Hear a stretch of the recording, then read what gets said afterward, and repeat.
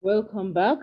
So we then see that the equation of value calculations can be extended to almost all topics in financial maths, right? So we can extend it to compound interest rates, we can extend it to net present values, cash flows, annuities and perpetuities, which we will look at next semester, amortizations and sinking funds, shares and investments, and so on. Okay, now let us look at a few more examples. So this example says, at what nominal rate of interest compounded yearly will money double in 8 years? Right. So money double simply means that now that money is some principal amount P, all right, and in 8 years time it's going to double. So my S will then become, future value will then become 2p, will double in 8 years time, right? So then from my formula there, that's why my S is then 2p and my principal is p. Remember, I'm not told what these amounts are. I am just told that it's a certain amount which doubles. So it's just a certain principal p which becomes 2p in 8 years time. All right. So then you can then divide both sides by p to eliminate p. All right. So we divided on this step both sides by p, and p is eliminated to obtain this step. All right. And okay, so we divide both sides by p, then we obtain 2 is equal to 1 plus r to the 8. All right, then we take 8 roots of both sides, or we raise both sides to the power 1 over 8. These are our laws of exponents and radicals. Okay, so if you take the 8th roots of this side and do the same thing on this side, remember when solving equations, whatever you do on one side, you must do the same on the other side. So if we do that, then the 8th root and the power 8 cancel each other, and we are then brought to this step where we have the 8th root of 2 equals 1 plus r. And we are looking for r because the question says at what nominal rate of interest. Okay, then you move the 1 to that side by subtracting 1 on both sides, and you have that step there, which is then your r. So r is then equal to that. Okay, so I told you last time that when you solve for r, it's better to round it to 3 or 4 decimal places first, so that when you convert to percentage, you then have your 2 decimal places. All right, so imagine this r was rounded to just 2 decimal places. Let's say 0,09. Okay, then if you convert this to percentage, you will just have 9%. Okay, and 9% is not the same as 9.05%. They are different. There is a huge difference. Okay, so always round your rate first to 4 decimal places or 3, like this. Okay, and then you now then convert to percentage and get it into decimal places, like that. It's very important to do that, otherwise you end up with wrong answers for your rates. Okay, the next example says, how long will it take for 600 to amount to 900 at an annual rate of 6% compounded quarterly? How long will it take? So in this case, we are looking for time, n. We are looking for n.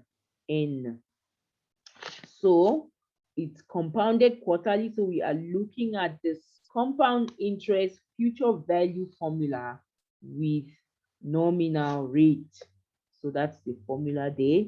So my, how long will it take 600 to amount to 900? So the present value is 600 and the future value is 900. So 900 equals 600.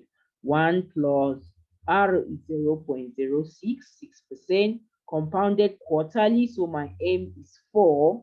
and 4 up there, and my n is what I am looking for, right? So you can see that we are going to be applying our laws of logarithm here, right? The laws of logs will now be coming in. So first things first, I am looking for n. So what do? I need to eliminate every other thing from this side and be left only with n. So let me first of all remove the 600. Dividing both sides by 600, I arrive at this step, right? And dividing, putting these two together, adding 1 plus 0.06 over 4, you get 1.015 to the power 4n. Okay, then you divide 600 over 900, you get 1.5. So you are left 1 comma 5 is equal to 1 comma 015 to the 4n. Okay, now having this kind of thing, you now think of taking logs of both sides. Remember, you want to solve for n, and n is in an exponent, all right? You can't solve for n unless you bring it out of the exponent. Unless you bring it out of the exponent, you can't solve for it. And the only way to do that is to take the ln or logs of both sides. Doesn't change anything if you use log, all right? So ln of 1.5 is then equal to the ln of 1,015 to the 4n. Now we know from our law 3 of logs, right, which says that the log x to the n is the same as n log x. So you can actually bring the power down and multiply the log with that power. So that's what happened here, right? So the 4n was then brought down, 4n times ln of this. Okay, so we have brought our n out of the exponent. We can then easily solve for n by dividing both sides by 4 ln 1,015. So if you do that, n is then equal to all of that amount there. Put in your calculator, you then get 6.81 years. All right, so that's the step-by-step explanation of that question. That's the step-by-step explanation of that question. Now let's look at this equation of value question. It says a debt of 5,000 due 5 years from now and 5,000 due 10 years from now is to be paid by a payment of 2,000 in 2 years and a payment of 4,000 in 4 years, and a final payment at the end of 6 years. If the interest is 2.5 compounded annually, how much is the final payment? Okay, so I would like to do this question on a different platform. So it's a debt of 5,000 due 5 years from now.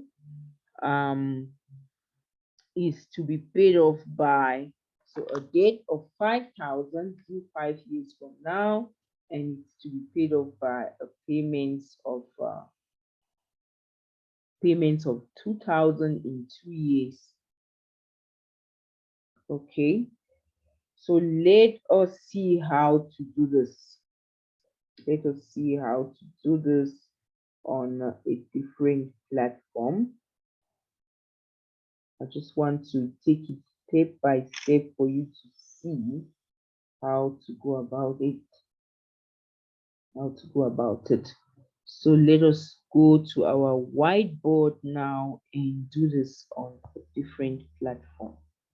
Okay, so it's a debt of 5,000 due 5 years from now, and another 5,000 due 10 years from now. So my timeline would then look like that. So my timeline, and I have year 0, 5 years from now, and the other one is due 10 years from now. So I would like to have 2, 4, 6, 8, 10. So you can go 1, 2, 3, 4 up until 10. Okay, 10 is too far for me, so I just prefer to use to count in twos so that I get there faster. So this is my times in years, and then this is my debts on this first row, and my payments are on the next row.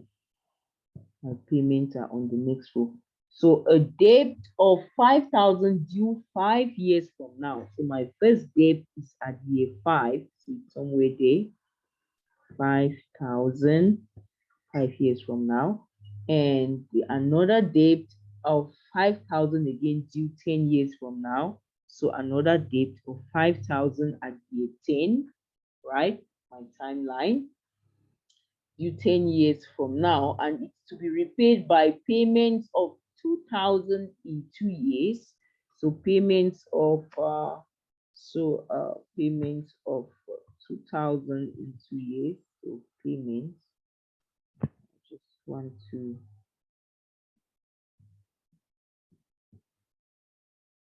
2,000 at year 2, payment of 2,000 at year 2, another payment of 4,000 in 4 years at year 4, another payment of 4,000. All right, remember this one is at year 5, this one is at year 5, another payment of 4,000 in 4 years, and a final payment at the end of 6 years. So I call it X because I don't know what that amount is. All right, so if interest is 2.5% compounded annually, then find that final payment X, right? So as I told you, once you draw your timeline, where your X is the best place to have your fixed point. All right, so I choose that as my fixed point, and I am moving every other point to that fixed point. Right, so 5,000, a depth of 5,000 moves to X, and it becomes a 5,000 times 1 plus 0, 1 plus 0, comma 025 raised to the power 0, comma 025 raised to the power. So from 10 to 6 is 4 years, and it's moving to the left of my line. It's moving to the present, so it's a negative 4. Okay, negative 4 there. All right, so that's the worth of that 5,000. Then the worth of this other 5,000 is then going to be 5,000 times. So I didn't draw my thing properly. I don't have enough space to put everything on the graph. So it's 5,000 times 1 plus 0, comma 025 raised to the power. So from year 5 to year 6 is 1 year, and it's moving to the right of the line, so it's moving to the future, so it's a positive 1 day.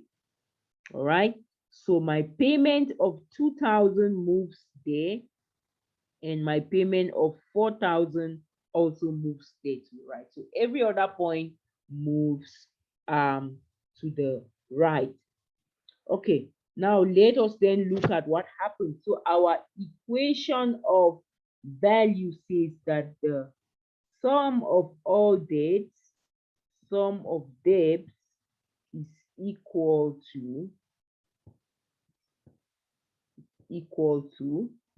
sum of payments. Sum of debts equals sum of payments, and that's my equation of value. So if I use that now to get my thing, it's then going to be sum of debts equals sum of payments.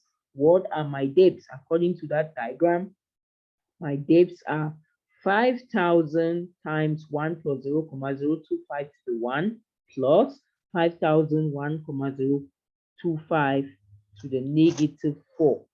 Okay, so it's my sum of debts, 5,000 into 1 plus 0,025 to the power 1 plus 5,000 times 1 plus 0,025 to the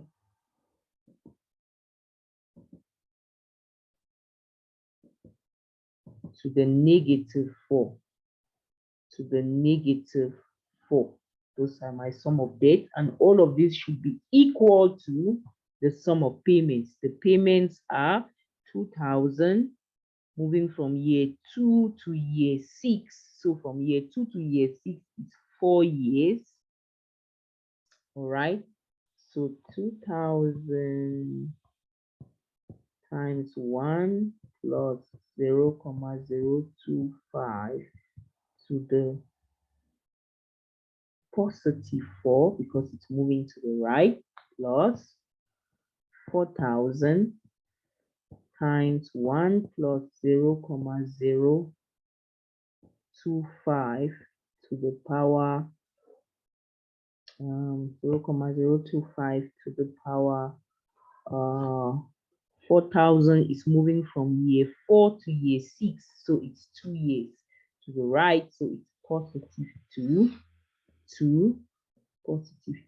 plus, okay, the next payment now is the payment X, right? And I already showed you that X will just be X. It doesn't carry any interest rate because it is at a fixed point. So we have this linear equation now then to solve for X. So you add up these two, right? You add up these two, and then you add up these other two, and then you move these two to that side, and you obtain your X, right? And if you do this, you should get X to be equal to, if you do this, if you follow this, you should get your X to then be equal to this amount. Okay, you should get X to be equal to that amount. So it's actually worked out in the notes. Okay, I just wanted to work it out on whiteboard again for you to see the reality of how to solve these things. All right. So now sometimes you can get questions like you can get questions where you are told that a payment, two consecutive equal payments are made. All right, two consecutive equal means after, so let's say two consecutive equal payments from now. All right, so from now the first consecutive payment will be at year 1, and from now the second consecutive will be at year 2. All right, and if we are told that they are equal, then it should be X and X.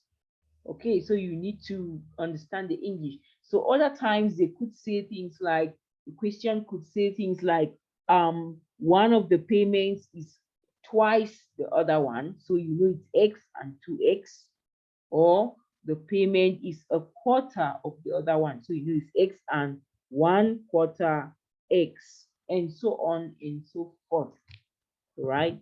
So you can get situations like that. I think we will look at those kind of questions in our revision, exam revision. I will probably get one or two of those for you to see these things better. Now, this other question says a debt of 3,500 due in 4 years and 5,000 due in 6 years is to be paid by a single payment of 1.5 now and 3 equal.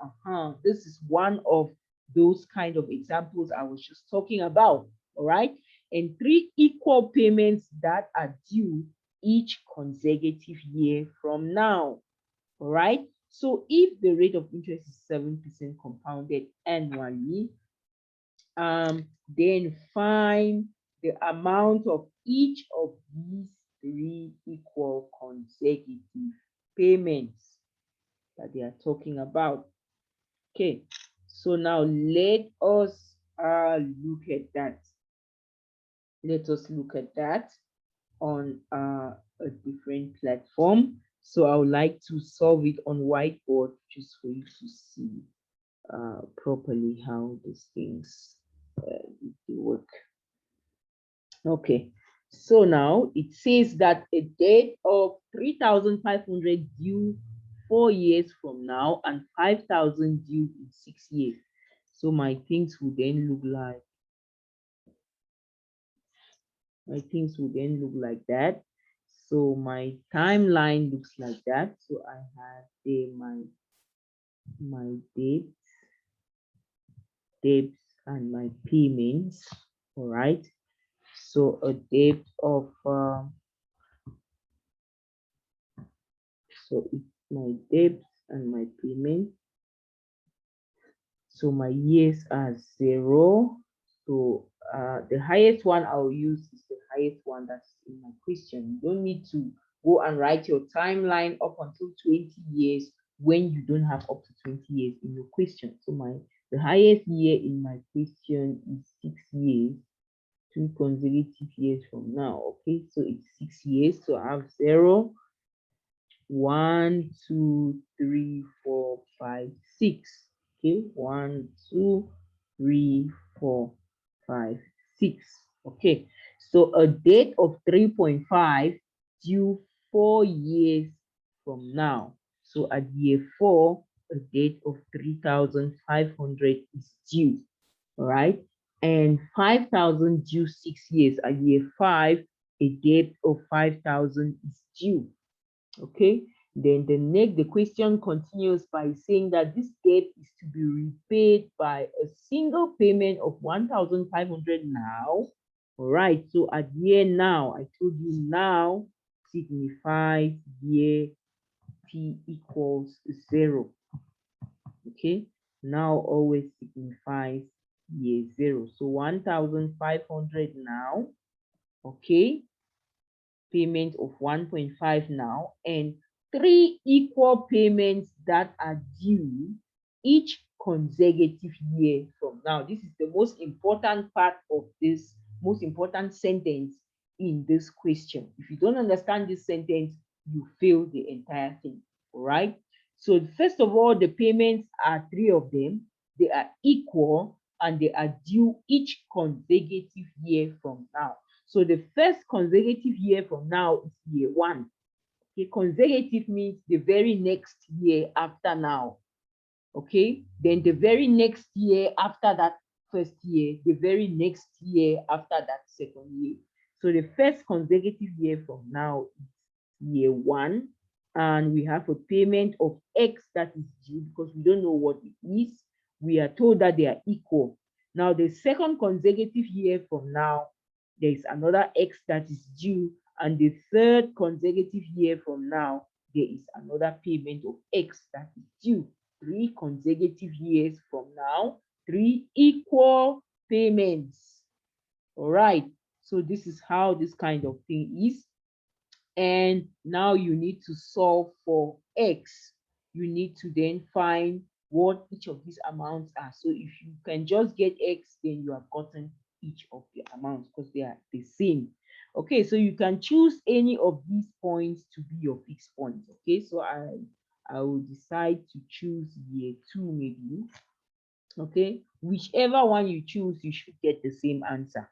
Okay, so but then it's always advisable to choose the year at which your unknown is. So since we have 3 different years of unknowns, you can choose any one of them. So I've decided to choose year 2 as the year. Then I can move every other point to this one. I can move every other to this one. Move every other. Okay. So that said, you can then do your sum of debts equals sum of payments. So my debts are 3,500, 3,500. So interest money is at how many percent? Let's just check. So we are told that money is sold at 7% compounded annually. So it's 1 plus 0,07. Okay, so let's just check. 3,500 is moving from year 4 to year 2. So it's 2 years, and since it's moving to the left of my line, we are looking at the present value formula. So it's a -2, right? So my 2 becomes a -2 there, plus the other debt is 5,000, 1 plus 0,05. And let's check how many years. So it's moving from year 6 to year 2. So it's 4 places to the left, right? So it's a -4, -4. All right. So I hope you understand what I mean by 4 places. So from year, 1 year, 2 years, 3 years, 4 years, right? That's how I got my -4. Okay, so the next, so those are my debts. Those are all my debts. Now I only have my payment. The first payment is 1,500 now. So now from year 0 to year 2 is 2 years, and it's moving to the right. So it's a positive. So sum of debts equals sum of payment, 1,500 times 1 plus 0,07, all right, to the +2, plus the next debt is x, right? This first x is moving from year 1 to year 2, so it's a +1. Okay, so it's a +1.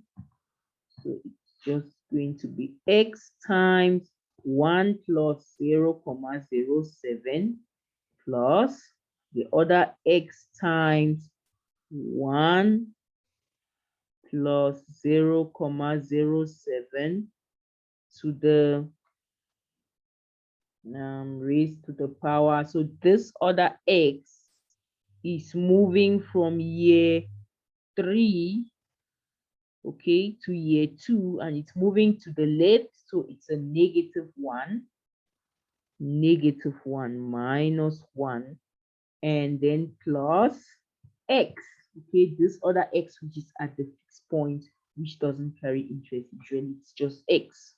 Okay, so all you need to do now is just to put all of this in your calculator. You get a value for this, and then you now expand this, right? So you add up, you get 1.7x. So this quantity will become a 1,07x plus this quantity. You solve whatever this quantity is, all right, in your calculator, and then you get the corresponding x. You add up all the x's, then you move the other terms with. It's always a linear equation, all right? One thing you need to take note of is that your equation of value all the time is always a linear equation. You will never get an equation of value problem where your equation will turn out to be a quadratic or fractional or whatever. It is always a linear equation, which is easy to now solve for x. Okay, so then if you solve that properly, you should then get that answer there. So it's solved here in the text. You can still follow here if you can follow here from where mine stopped, right? So you see they got this x plus this x plus this x, all right, and then move every other term to the side, right? Add up all the x's and then divide by, so you factor out the x, you get this plus this plus this. So you divide everything by that term there, then you get your x equals this. So if you solve it properly, you should get this value for your x. Right, solving the linear equation shouldn't be a problem. So the problem comes in with trying to get the equation.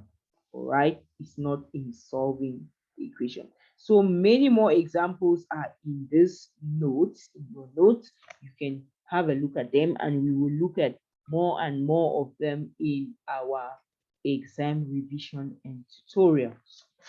Okay, thank you.